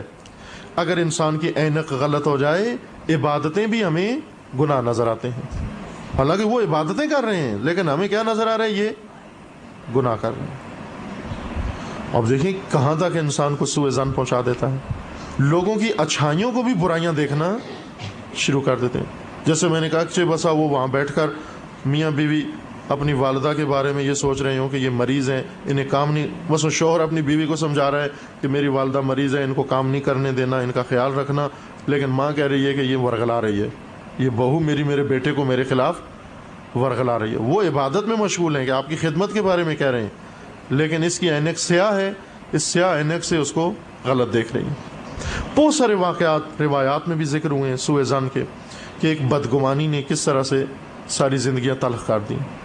خصوصاً بعض تو اب یہاں بعض مسائل شاید بیان کرنا مناسب نہ ہو اس محفل مجلس میں، لیکن ہیں یہ خدا نخواستہ اخلاقی طور پر اگر میاں بیوی ایک دوسرے کے بارے میں سوء ظن پیدا کرنا شروع کر دیں، فقط بدگمانی ہے، فقط بدگمانی، رشتہ داروں کے گھر میں آنے جانے سے بدگمانی ہے۔ ظاہر ہے صلہ رحمی کرتا ہے، وہ اپنے رشتہ داروں کے ہاں جاتا ہے، زوجہ کے رشتہ داروں کے ہاں جاتا ہے، اس سے بات چیت ہو گئی، یا بیوی اپنے رشتہ داروں کے ہاں جاتی ہے، کسی کو سلام کر دیا صلہ رحمی کی، فوراً مرد بدگمان ہو جائے یا عورت بدگمان ہو جائے۔ یہ بدگمانی آہستہ آہستہ بڑھتی جاتی ہے، اور ایک وقت ایسا آتا ہے کہ خاندان پورا اس بدگمانی کی لپیٹ میں آ جاتا ہے، اور ایسے ایسے واقعات و حوادث پیدا ہونا شروع ہو جاتے ہیں کہ خدا پناہ دے کہ ہر خاندان کو ان آفات سے انشاءاللہ اللہ تعالیٰ محفوظ رکھے، اور ہر فرد کو انشاءاللہ محفوظ رکھے ان آفات سے۔ لیکن یہ جان لیں کہ سوء ظن آج سے نیت کر لیں یہیں پر کہ خداوند اس ماہ مبارک کی برکتوں میں سے ایک برکت ہمیں کیا عطا فرمائے کہ ہمارے دلوں سے سوء ظن ختم کر دیں، کسی کے بارے میں بھی سوء ظن نہ کریں اس کے بعد، اور جو کر چکے ہیں خدا اس کو معاف فرمائے، وہ اس پہ توبہ کریں ہم۔ اور اب ضروری نہیں بتانا سوء ظن، یعنی یوں نہیں ہے کہ کسی کو جا کر کہیں کہ میں نے آپ کے بارے میں یہ غلط گمان رکھا ہوا تھا، شاید اس سے اس کے دل میں اور زیادہ کدورت بڑھ جائے آپ کے بارے میں۔ اعتراف دوسروں کے سامنے بے شک نہ کریں، اپنے نفس میں کہیں کہ میں نے اس کے بارے میں آج تک غلط سوچا ہوا تھا، آج سے میں توبہ کر رہا ہوں یا کرتی ہوں میں توبہ کہ آئندہ میں کسی کے بارے میں سوء ظن نہ کروں، اور خدا مجھے بچائے اس لعنت سے اور اس خباثت سے۔ یہ سوء ظن جب ہم کرتے ہیں، یہ آخری مطلب بھی سن لیں، جو انسان سوء ظن میں مبتلا ہوتا ہے، اس کے سوء ظن کا نقصان دوسروں کو کم اور خود کو زیادہ ہوتا ہے۔ یعنی ایک ایسا انسان ہے جس نے اپنے گھر کو آگ لگائی ہوئی ہے، اپنے گھر کو آگ لگائی ہے تاکہ دوسروں کی آنکھوں میں دھواں پڑے۔ کو کرتا ہے عقل مند یہ کام؟ یعنی کوئی آدمی اپنے گھر کا سارا سامان نکالے، بستر نکالے، اپنے گھر کے فرش چادریں کپڑے نکال کر دروازے کھڑکیاں سب کو تیل چھڑک کے آگ لگائے تاکہ ہمسائے کے گھر میں اس کی آنکھوں میں تھوڑا سا دھواں پڑے اور اس کے چند آنسو نکل آئیں۔ دھوئیں سے آنسو نکل آتے ہیں نا۔ خوب، آیا یہ عقل مندی ہے کہ اپنا گھر جلا کے دوسرے کے چند آنسو نکالیں ہم؟ جب ہم دوسروں کو تہمت بھی ایسے ہے، بہتان بھی ایسے ہے، گالی گلوچ بھی ایسے ہے، کوئی بھی گناہ انسان کرتا ہے اپنے آپ کو تباہ کر رہا ہے، خصوصاً سوء ظن، بدگمانی کا مطلب یہ ہے کہ آپ اپنے گھر کو آگ لگا دی، اپنے وجود کو آگ لگائی ہے آپ نے۔ ہر آگ کا دھواں اٹھتا ہے، آگ جلاتی کسی اور چیز کو ہے، دھواں اس کا کسی اور کی آنکھ میں پڑتا ہے۔ نقصان اس کا نہیں ہو رہا ہوتا جس کی آنکھ میں دھواں پڑ رہا ہے، نقصان اس کا ہوتا ہے جس کی چیز جل رہی ہے، جس کے یہاں آگ لگی ہوئی ہے. اگر کسی کی گاڑی جل رہی ہو اور کسی دوسرے کی آنکھ میں دھواں پڑ رہا ہو تو نقصان ان کا نہیں ہو رہا جن کی آنکھ میں دھواں پڑ رہا ہے. ٹھیک ہے، 2 آنسو نکلیں گے، پریشان ہوں گے، لیکن دوسرے دن ٹھیک ہو جائیں گے، تھوڑی دیر بعد ٹھیک ہو جائیں گے. لیکن جس کا سارا سامان جل گیا، جس کی ساری دنیا جل گئی، زندگی جل گئی، یہ دوبارہ ممکن ہے زندگی اپنی نہ بنا سکے، گھر نہ بنا سکے اپنا. پھر دوسری طرف سے ہمیں موت بھی تو ہے، ہمارے سر پر منڈلا رہی ہے. کسی وقت بھی انسان یہ سانس جو اندر گئی ہوئی ہے یہ واپس نہ آئے. آج دن دیکھا حادثاتی طور پر انسان اٹھتے ہیں بیٹھ نہیں سکتے، بیٹھتے ہیں اٹھ نہیں سکتے، سوتے ہیں پھر جاگتے نہیں ہیں، ہمیشہ مر جاتے ہیں. خوب یہ موت بھی ہمیشہ ہمارے ذہنوں میں رہے کہ شاید یہ بدگمانی جو میں نے دل میں رکھی ہے، اسی بدگمانی سمیت ہی نہ کہیں مر جاؤں میں. دوسروں کا گناہ بھی اپنے ذمہ لے کر. اکثر لوگ جو قیامت میں مجرم ہوں گے دوسروں کے حقوق میں، یہ وہی لوگ ہوں گے جو دوسروں کے بارے میں بدگمانی رکھتے ہیں. کتنے لوگوں کے گناہ ہم نے اپنے نام کروا دیے فقط سوء ظن کی وجہ سے، بدگمانی کی وجہ سے. بس یوں طے کر لیں کہ جب تک ہم اپنی آنکھ سے دیکھ نہ لیں کسی کی غلطی، جب تک اپنے کان سے سن نہ لیں کسی سے کوئی غلط بات، اس وقت تک کسی کے بارے میں سوء ظن نہیں رکھیں گے، بدگمانی نہیں رکھیں گے، خصوصاً مومنین کے بارے میں، مومنات کے بارے میں، و بالاخص اپنے خاندان کے بارے میں، اعضائے خانہ کے بارے میں. اب جو بھی ہماری حیثیت ہو، اپنے بہن بھائیوں کے بارے میں حسن ظن رکھیں، ماں باپ کے بارے میں حسن ظن رکھیں، اپنے بیٹے بیٹیوں کے بارے میں حسن ظن رکھیں، اور زوج و زوجہ آپس میں حسن ظن رکھیں، اور دیگر رشتے جتنے بھی خاندان کے ہیں، اب ضروری نہیں میں سب کے نام لوں، سب کے سب حسن ظن رکھیں. چونکہ خاندان کو جو چیز ملاتی ہے، جوڑتی ہے آپس میں، وہ الفت ہے اور محبت ہے. یہ اعضائے خاندان کس رشتے میں پروئے ہوتے ہیں، کس رشتے آپس میں جڑے ہوتے ہیں؟ محبت و الفت. ماں باپ کو اگر بیٹوں سے الفت نہ ہو، محبت نہ ہو، وہ بھی ایک دوسرے سے دور ہو جائیں گے. بہن بھائیوں کو اگر ایک دوسرے سے محبت نہ ہو، الفت نہ ہو، یہ دور ہو جائیں گے ایک دوسرے سے. خوب یوں تو نہیں ہے کہ فقط ماں باپ بیٹوں سے محبت کریں اور بیٹے ماں باپ سے کریں، یا بہن بھائی فقط آپس میں محبت کرتے ہو. نہ، ساس بہو بھی آپس میں محبت کا رشتہ برقرار کریں، نہ کہ دشمنی کا، کہ بیٹی سے محبت ہو لیکن بہو سے دشمنی ہو، اپنی ماں سے محبت ہو لیکن شوہر کی ماں سے دشمنی ہو.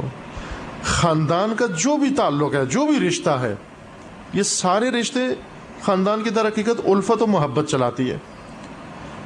یہ طے کر لیں آپ. یعنی یوں نہیں ہے کہ صرف ماں باپ کے ساتھ ہمیں محبت ہونی چاہیے لیکن باقی خاندانی رشتے ان کے ساتھ سوداگری ہونی چاہیے، ان کے ساتھ لین دین ہونا چاہیے. ہمیں دیں گے تو ہم بھی کچھ دیں گے ان کو. نہ، لینے دینے سے بالاتر ہو کر خاندان کے یا اعضائے خانوادہ یا جتنی بھی فیملی ہے اس کے ساتھ محبت کا رشتہ برقرار کریں، الفت کا رشتہ، احترام کا رشتہ برقرار کریں. چھوٹے بچے ہیں ان کے ساتھ محبت کریں، بڑے ہیں، بچوں کے دلوں میں بھی بڑوں کی محبت ڈالیں آپ. بعض اوقات ہوتا ہے کہ والدین بیٹھ کر یہ بدگمانیاں کرتے ہیں، یہ بدگمانیاں بچوں میں منتقل ہو جاتی ہیں، پھر آہستہ آہستہ بچے ان کو باہر منتقل کرتے ہیں، یہ پختہ ہو جاتی ہیں اور جھگڑے خاندانی اور فساد شروع ہو جاتے ہیں. وہ تربیت گاہ بن جاتی ہے میدانی جنگ، تربیت گاہ بن جاتی ہے وہ انسان کی گمراہی اور فساد کی جگہ. بچے مثلا پہلے بھی عرض کیا تھا نا کہ جرائم پیشہ لوگوں کو جا کر دیکھا گیا کہ یہ کیوں اتنے جرائم پیشہ لوگ ہیں. اکثر جرائم پیشہ لوگ بدبین ہوتے ہیں، بدگمان. اس بدگمانی کی وجہ سے پھر جرائم بھی مرتکب ہوتے ہیں. یہ بدگمانیاں گھروں میں ان کے دلوں میں ڈالی جاتی ہیں.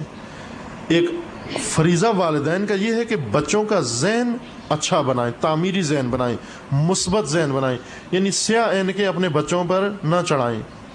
ہمیشہ بچوں کو اس طرح سے دیکھنے کا موقع دیں جس طرح سے دنیا ہے، جس طرح لوگ ہیں اس طرح سے بچے ہمارے دیکھیں. نہیں ہے کہ ہم غلط لوگوں کو بھی صحیح ثابت کریں، نہ، اگر غلط ہے وہ غلط نظر آئے لیکن صحیح آدمی اس کے بارے میں بدگمانی نہیں ہونی چاہیے. اب اس بارے میں بھی خوب ہم اپنے اپنے حالات میں غور کر سکتے ہیں کہ کس کس کے بارے میں خدا نخواستہ ہے بدگمانی. چونکہ بدگمانیاں ڈھونڈنا بھی، عادتیں جب بن جاتی ہیں، رچ بس جاتی ہیں، یہ احساس کرنا کہ یہ سوء ظن ہے یہ بھی معلوم نہیں ہوتا. بعض اوقات بعض غیبت کر رہے ہوتے ہیں، انہیں کہیں کہ یہ غیبت کر رہے ہیں، کہتے ہیں نہیں غیبت نہیں ہے، صحیح بات کر رہے ہیں. صحیح بات کو ہی تو غیبت کہتے ہیں، اگر صحیح نہ ہو پھر تو تہمت ہے. کسی کے بارے میں صحیح بات کرنا غیبت ہے. یعنی فرض کر لیں کہ اگر کسی میں ایک عیب ہے، وہ عیب وہ چھپا رہا ہے اپنے عیب کو، ہم نے یہاں پر اس کا عیب ذکر کر دیا، یہ غیبت ہے۔ اگر اس میں عیب نہیں ہے، ہم نے ذکر کر دیا، یہ تہمت ہے۔ صرف یہی کہ یہ واقعیت ہے، حق ہے، درست بات ہے جو آپ کر رہے ہیں، اسی کو تو غیبت کہتے ہیں۔ غیبت جھوٹ بولنے کو نہیں کہتے، غیبت کہتے ہیں کسی کے بارے میں سچی باتیں کرنا۔ اب نہ کرو یہ باتیں، کس نے حق دیا آپ کو؟ جب وہ خود نہیں چاہ رہا کہ اپنا عیب دوسروں کو پتہ چلے، ہمیں بھی حق نہیں پہنچتا کہ عیب دوسروں کو پتہ چلے۔ اسی طرح سوء ظن جب تک معلوم نہیں ہو جاتا کہ یہ انسان برا ہے یا غلط ہے، ہمیں حق نہیں پہنچتا اس کو کہیں گے یہ برا آدمی ہے، یا اس کی شخصیت دوسروں کے سامنے اپنی سوء ظن کی بنا پر و بدگمانی کی بنا پر پیش کریں۔ ہم اگر دوسروں کے بارے میں ظنون اپنے اصلاح کر لیں و گمان کے اپنا اصلاح کر لیں، دوسرے سب ٹھیک ہو جائیں گے۔ بعضوں کے بارے میں ہم نے تہیہ کیا ہوتا ہے کہ تمہیں ٹھیک کر کے رہیں گے ہم۔ مثلا بعض خواتین ہیں، انہوں نے ٹھان لی ہوتی ہے کہ میں اپنے شوہر کو سیدھا کر کے رہوں گی۔ خوب نہ، شوہر کو سیدھا نہ کرو، اپنے آپ کو سیدھا کرو، وہ خود ہی سیدھا ہے۔ یا بعض شوہر کہتے ہیں میں بیوی کو ٹھیک کر کے رہوں گا۔ خوب نہ، بیوی ٹھیک ہے آپ کی، اپنے آپ کو سیدھا کرو، آپ اپنا ذہن ٹھیک کرو، آپ بدگمانیاں دور کرو، اینک اتارو اپنی، باقی سب دنیا ٹھیک ہے۔ بعض چیزیں ایسی ہوتی ہیں جو سیدھی ہوتی ہیں، ہمیں ٹیڑھی نظر آتی ہیں۔ آپ اگر پانی میں ایک سیدھی لاٹھی ڈالیں تو کیا نظر آتی ہے؟ ٹیڑھی نظر آتی ہے۔ خوب یہاں پر لاٹھی سیدھی کرنے کی ضرورت نہیں ہے، چونکہ وہ سیدھی ہے۔ آنکھیں سیدھی کرو اپنی کہ سیدھی چیز سیدھی نظر آئے آپ کو۔ بہت ساروں کو سیدھے لوگ ٹیڑھے نظر آتے ہیں۔ ان کو یہ نہیں کہنا چاہیے کہ آپ دوسروں کو سیدھا کریں، ان کو کہنا چاہیے کہ آپ اپنے آپ کو سیدھا کریں، اپنی نگاہیں سیدھے کریں، اپنا ذہن سیدھا کریں، اپنا گمان سیدھا کریں دوسروں کے بارے میں، کہ انشاءاللہ خداوند ہمیں بدگمانی سے دور رکھے، مومنین کے بارے میں، مومنات کے بارے میں بدگمانی نہ کریں، اور اپنے اعضائے خاندان کے بارے میں انشاءاللہ بدبین اور بدگمان نہ ہو، اور ہر آفت سے خدا ہمارے خاندانوں کو انشاءاللہ محفوظ رکھے۔ اگر کوئی مطلب ہو تو انشاءاللہ خداوند سب کی اولاد کو نیک اور صالح بنائے انشاءاللہ، اور انہیں بااستعداد بنائے، انہیں ہر امتحان میں کامیاب و موفق فرمائے انشاءاللہ، انہیں احسن اور اچھی تعلیم و تربیت کے زیور سے انشاءاللہ خدا آراستہ فرمائے انشاءاللہ۔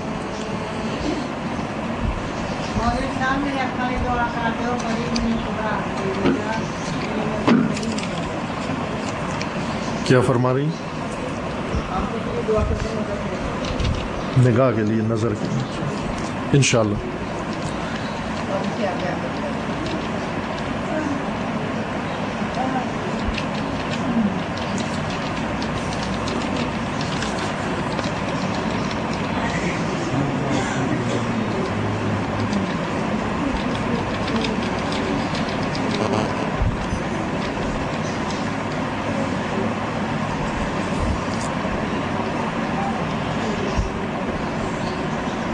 بھلے گھریلو باتوں کو، دکھ کی باتیں بیان کریں کہ وہ اپنے دل کا غم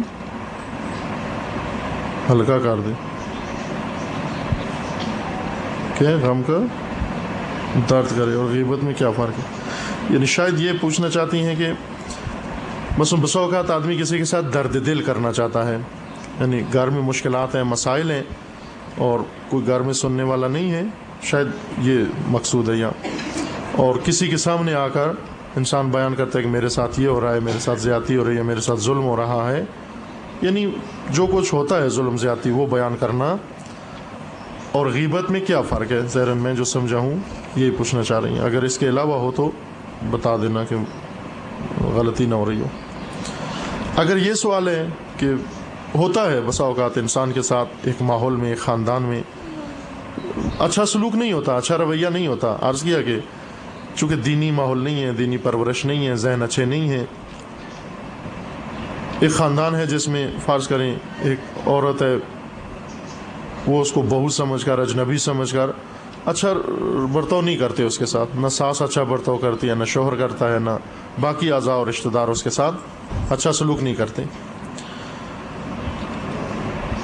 اب اس کا دل بھرا ہوا ہے کہ کس کو جا کر یہ سنائے، یہ اپنے غم کی کہانی، اپنے دکھ اور اپنے درد، یا اس کے ساتھ ظلم زیادتی ہوتا ہے، کس کو سنا؟ اگر کسی کو سناتی ہے تو آیا غیبت ہے یا غیبت نہیں ہے؟ دیکھیں یہ ہیں مسائل ہمارے خاندانوں میں، وہ ماحول نہ ہونے کی وجہ سے، میں نہیں کہتا کہ نہیں ہوتے ہیں، فراوان ہیں، شاید کوئی خاندان ایسا ہو جس میں یہ مشکلات اور مسائل نہ ہوں، لیکن کبھی بھی اپنے وہ مسائل جو آپ کی شخصیت اور آپ کے خاندان سے متعلق ہوں، خصوصاً راز ہوں یا حتیٰ وہ باتیں جو تکلیف دہ ہوں، وہ دوسروں کو نہ بتائیں۔ لوگ بڑی دلچسپی سے سنتے ہیں، لذتیں لگا کر آپ کے مسائل سنتے ہیں، صرف معزوز ہونے کے لیے، ورنہ ہمدردی بہت کم لوگوں کو، ایسے ظاہراً آنسو بہاتے ہیں کہ او ہو آپ کے ساتھ تو بڑی زیادتی ہو رہی ہے، آپ کے ساتھ تو بڑا ظلم ہو رہا ہے، آپ تو بڑی پریشانی میں ہیں، آپ کس طرح سے زندہ ہیں، یہ ہمدردی کے چند الفاظ تاکہ آپ اور اگلیں اور زیادہ بیان کریں۔ اور کیا ہوتا ہے آپ کے ساتھ؟ دلچسپی ہوتی ہے بعض لوگوں کو دوسروں کے حالات جاننے کی، دوسروں کے حالات سن کر، تکالیف سن کر معزوز ہونے کی۔ البتہ بعضوں کو ہمدردی بھی ہوتی ہے، سچی ہمدردی ہوتی ہے، میں نہیں کہتا کہ کسی کو نہیں ہوتی، سچی ہمدردی ہوتی ہے، لیکن سچی ہمدردی ہو کسی کو ہمارے ساتھ یا نہ ہو، کوشش کریں کہ اپنے اندرونی مسائل، اپنے خاص مسائل وہ نہ بتائیں کسی کو، کتنی دردناک، کتنی دردآور کیوں نہ ہو، وہ نہ بتائیں۔ خداوند تعالیٰ نے ایک دروازہ اسی لیے کھولا ہے ہمارے لیے کہ جو درد دل ہے میرے ساتھ کرو، دعا اور عبادت، اور جہاں پر بہت سارے اس کے فوائد ہیں۔ دعا اور عبادت فقط ضرورتیں پوری کرنے کے لیے نہیں ہے، خواہشات پوری کرنے کے لیے نہیں ہے۔ دعا کا ایک فلسفہ، دعا کی ایک حکمت یہ بھی ہے کہ انسان آئے اپنے خدا کے ساتھ درد دل کرے، آپ آئیں عبادت کریں اور پروردگار کے سامنے سب کچھ، اپنا درد، دکھ، درد سارا اللہ کے سامنے بیان کریں۔ ایک روایت میں بھی یہ ظاہر حدیث قدسی ہے کہ اگر خدا کا بندہ خدا کو چھوڑ کر کسی کے ساتھ درد دل کرے، اپنے دکھ درد بیان کرے، تو یہ اس نے گویا خدا کی طرف پشت کی ہے، یہ اس نے توہین کی ہے۔ چونکہ ہمیشہ ہم کس کے ساتھ چاہتے ہیں کہ زیادہ درد دل کریں؟ جو قریب ترین انسان ہو، ہم درد ترین انسان ہو، اس لیے کرتے ہیں نا۔ مثلا بچوں کو فرض کریں ایک خاتون کسی گھر میں زوجہ کے طور پر ہے، جب سسرال اس کے ساتھ بدسلوکی کریں تو وہ اپنی ماں کو آ کر سب کچھ بتاتی ہے، چونکہ ماں کو اپنا قریبی ترین اور ہمدرد ترین فرد سمجھتی ہے۔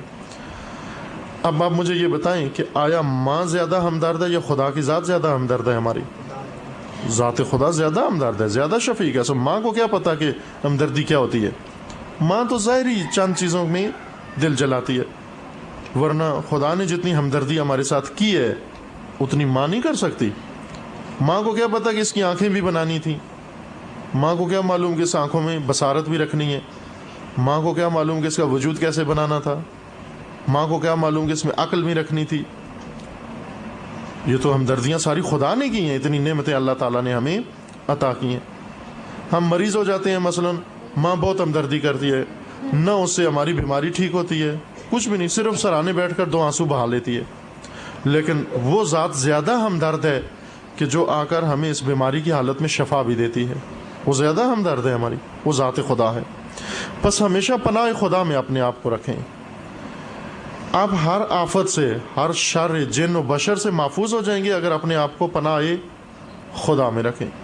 ماں باپ کی پناہ میں ٹھیک ہے ہمدردی ہے ماں باپ کو، لیکن ماں باپ ہمیں پناہ نہیں دے سکتے، چونکہ خود ہماری طرح ہی ہیں۔ جس ماں کے ساتھ آپ آ کر درد دل کر رہی ہیں، وہ ماں بھی شاید اپنے سسرال میں ایسے ہی ہو، اس کے ساتھ بھی یہی ہو رہا ہو۔ وہ اپنے مسائل نہیں حل کر سکتی، بیٹی کے کیسے حل کرے گی؟ بسا اوقات دونوں سر جوڑ کے روتی ہیں، وہ اپنے دردوں کو روتی ہے، یہ اپنے دردوں کو روتی ہے۔ کہ ہوتا ہے نا کبھی ایک کے اپنے درد ہیں، دوسرے کے اپنے درد ہیں۔ بعض علماء نے لکھا ہے کہ یہ مجالس میں جو لوگ روتے ہیں بہت زیادہ مصائب سن کر، تو یہ سارے کے سارے امام حسین علیہ السلام کو یا ان کی اولاد کو نہیں رو رہے ہوتے، اکثر اپنے دردوں کو رو رہے ہوتے ہیں۔ بعض اوقات ہوتا ہے گھر میں جھگڑا ہو گیا، گھر میں کوئی مشکل پیش آ گئی اور رونے کو جی کرتا ہے، چونکہ رونے سے دل ہلکا ہوتا ہے۔ اب ایسے ہی بیٹھ کر روئیں تو لوگ کہیں گے پتہ نہیں کیا ہوا، اس کو پوچھیں گے آ کر، پھر بتانا پڑے گا۔ لہٰذا کوشش ہوتی ہے کہ آج کوئی اگر مجلس ہو رہی ہو تو وہاں روئیں جا کر۔ ابھی وہ ذاکر مصائب شروع بھی نہیں کرتا، پہلے ہی دھاڑے مار مار کے رونا شروع کر دیتے ہیں۔ خوب یہ تو امام حسین علیہ السلام کو نہیں رو رہے، یہ اپنے دردوں کو رو رہے ہیں. حالانکہ روایت میں ہے کہ اپنے دردوں کو چھوڑ کر امام حسین علیہ السلام کے لیے روئیں، اپنے درد بھول جاؤ، ان کے لیے رو. نہیں ہے کہ امام حسین علیہ السلام کے مصیبت کو یا مصائب کو بہانہ قرار دے کر اپنے دردوں کو رو. مثلا اگر ذکر کیا جائے سید الشہداء کے اولاد کا، بعض مائیں چیخیں مار کے روتی ہیں. وہ کیوں روتی ہیں؟ انہیں اپنا بیٹا یاد آ جاتا ہے، وہ پردیسی بیٹا جو گھر میں نہیں ہے اور فلاں ہے اور فلاں، یا مرحوم ہو گیا یا فوت ہو گیا. بعض کہتے بھی ہیں کہ فلاں کا مصائب پڑھو، حضرت علی اکبر کے مصائب پڑھو کہ ہمیں رونا آئے. وہ کیوں رونا آئے؟ اپنی اولاد. ایسے نہیں ہونا چاہیے کہ ہم سید الشہداء کی مجلس میں جا کر اپنے غموں کو نہ روئیں، اپنے دردوں کو نہ روئیں. اسی طرح جب آپ والدہ کے پاس جائیں، والدہ کو گلے لگا کے روئیں. والدہ بھی رو رہی ہے، اب بیٹی یہ سمجھتی ہے کہ میرے لیے رو رہی ہے، حالانکہ ماں اپنے لیے رو رہی ہوتی ہے، چونکہ اس کے ساتھ بھی یہی کارروائی ہوتی ہے جو بیٹی کے ساتھ ہوتی ہے. تو ماں تو ہمیں نہیں پناہ دے سکتی، ماں ہماری کوئی مشکل نہیں حل کر سکتی. ساری مشکلیں کون حل کرے گا؟ ذات خداوند تبارک و تعالیٰ. اپنے لیے بھی اور اپنی ماں کے لیے بھی، اپنے سارے عزیزوں کے لیے بھی خدا سے پناہ لو کہ خدا آپ کو بھی، آپ کے سارے خاندان کو، اپنے والدین کو بھی تمام دکھ درد سے انشاءاللہ نجات دے. پس نہ بیان کریں اپنے خاندان کے حالات، دوسروں کے سامنے بیان نہ کریں. کتنے ہی لوگ ہمدردی کا اظہار کریں پھر بھی بیان نہ کریں. آپ جہاں تک مقدور ہے نہ بیان کریں. بھلے اگر آپ کہتے ہیں کہ یہ مشکل ہمارے خاندان میں پیدا ہوئی ہے، ایک شخصیت ہے، ایک محترمہ ہے یا کوئی محترم ہے یا کوئی عالم ہے یا کوئی ایسی شخصیت ہے، اگر میں ان کو جا کر بتاؤں، وہ آ کر اس کو موعظہ کریں گے، اس کو آ کر نصیحت کریں گے اور یہ حالات ٹھیک ہو جائیں گے، اس میں حرج نہیں ہے، اصلاح کے لیے، ٹھیک کرنے کے لیے. لیکن فقط دل ہلکا کرنے کے لیے، فقط غم غلط کرنے کے لیے، فقط دو آنسو بہانے کے لیے نہ، یہ نہیں حق بنتا کہ جگہ جگہ وہ دسترخوان دل کھول کر بیٹھ جائیں اور انہیں بتائیں کہ کیا ہوتا ہے کیا نہیں ہوتا. یہ اسرار خاندان ہے اور اسرار خاندان امانت ہوتی ہے خاندان کی. یہ امانت ہر ایک کے سامنے بیان کرنا صحیح نہیں ہے. شاید یہی جس کو آج آپ اپنا ہمدرد سمجھ رہے ہیں، کل کو آپ کے لیے ہمدرد نہ ہو، اور یہی آپ کی بتائی ہوئی باتیں آپ کی شخصیت کے لیے کل کو بن جائیں. اور ہوتا رہتا ہے، حالات تو اوپر نیچے ہوتے رہتے ہیں. آج جن سے اچھے تعلقات ہیں کل ان سے بگڑ گئے. ہم نے ساری باتیں خاندان کی ان کو بتائی ہوئی تھیں، آج یہی وہ باتیں پھیلا رہے ہیں، ہمارے بارے میں بدنام کر رہے ہیں، تہمتیں لگا رہے ہیں اور سارے معاشرے میں ہماری عزت خراب کر رہے ہیں اپنی ہماری بتائی ہوئی باتیں. بس کوشش کریں کہ اپنے اندرونی حالات سخت ہی کیوں نہ ہوں، اگر اصلاح نہیں کوئی کر سکتا اس کے سامنے بیان نہ کریں. غیر مربوط لوگوں سے اصلاً بیان نہ کریں. خصوصاً وہ عیب جو خود لوگ چھپانا چاہتے ہیں، خاندان والے چھپانا چاہتے ہیں، وہ نہ بیان کریں کہ وہ غیبت ہے. اور خداوند تعالیٰ یہ سارے مسائل انشاءاللہ خاندانوں کے حل فرمائے.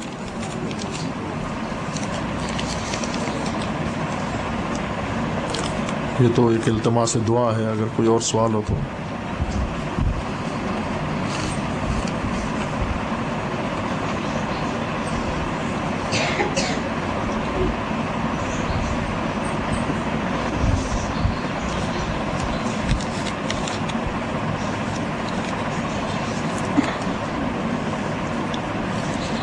یا انہوں نے ایک التماس دعا کی ہے کہ اولاد کے لیے خداوند تبارک و تعالیٰ سب کو نیک اور صالح اولاد عطا فرمائے.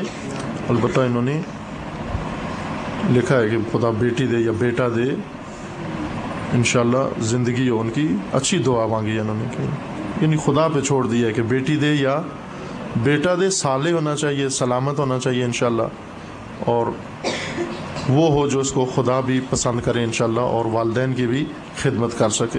انشاءاللہ اس بارے میں بھی عرض کروں گا کہ بیٹی اور بیٹے میں فرق نہیں ہونا چاہیے. یہ ایک اور غلطی ہے جو ہم بسا اوقات سوچتے ہیں یا کرتے ہیں، بیٹوں کو ترجیح دیتے ہیں بیٹیوں پر، یہ بھی غلط ہے. بارکیف ان محترمہ نے التماس دعا کی ہے. اللہم بحق اسمک العظیم العظم العز الاجل الاکرم، یا اللہ یا اللہ یا اللہ یا اللہ یا اللہ یا اللہ یا اللہ یا اللہ یا اللہ. خداوند بحق محمد و آل محمد، اس ماہ اطاعت و بندگی میں، نہ ماہ نزول قرآن میں، ماہ رحمت و برکت میں، تمام مومنین و مومنات کے اعمال صالحہ کو اپنی بارگاہ میں قبول فرما. ہمیں مزید اعمال صالح کی توفیق عطا فرما.